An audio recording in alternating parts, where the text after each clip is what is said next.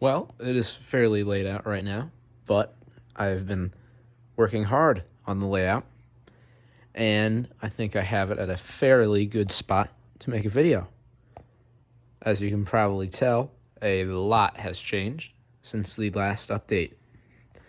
I have put together an entire yard, and a really, at least I think, a really nice one.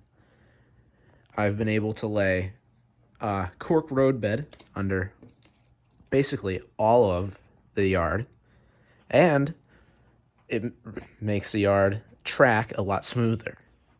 You may also notice a few new additions, like the addition of another oil rig and this coal unloader. I was given these by someone I know, and after a little bit of work, they seem to be in very nice shape, and I have been able to incorporate them onto the layout. Currently, this yard has 5 tracks. I had to count them again. And I am working on wiring the yard so that all of the sidings can be turned on and off so I can park trains. Same with the siding on the other side of the layout. But I've been making pretty good progress. As you can see, I've begun setting up switches, and for the first time in any of my layouts I've ever done, I have these switches hooked to constant voltage. So even though the engine does not have power, neither does the track, I can still throw all the switches. The benefits of this are that the switches can stay on, so you don't have to, turn the power all the way up on the track when you want to switch a switch.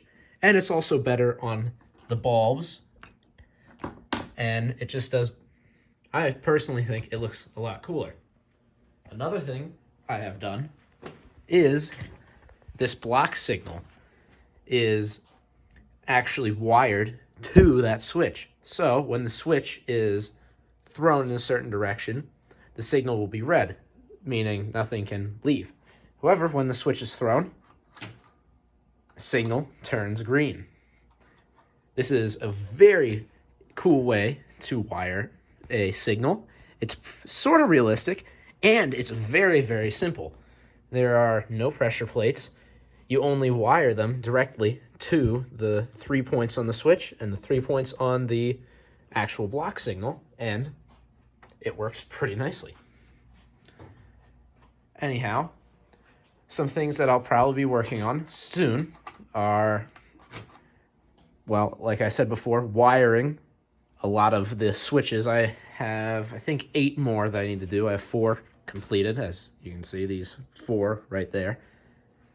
I'm also going to have to put together some sort of control board so I can control what sidings are or have power put towards them and what sidings are not powered. And then when that's all done, I'll probably work on this empty space. I'm planning on hopefully making some sort of main station there. You can see my station platform right there. And then have a nice town here.